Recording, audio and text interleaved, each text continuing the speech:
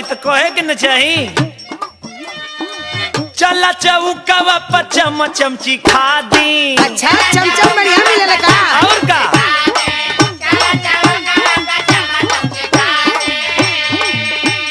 ठंडाई पिया दी चला पन्नावा खिया दी।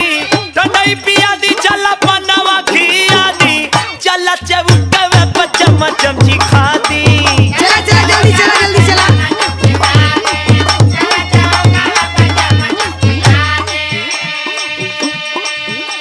एक बात और बताई सैया। बतावा। सुना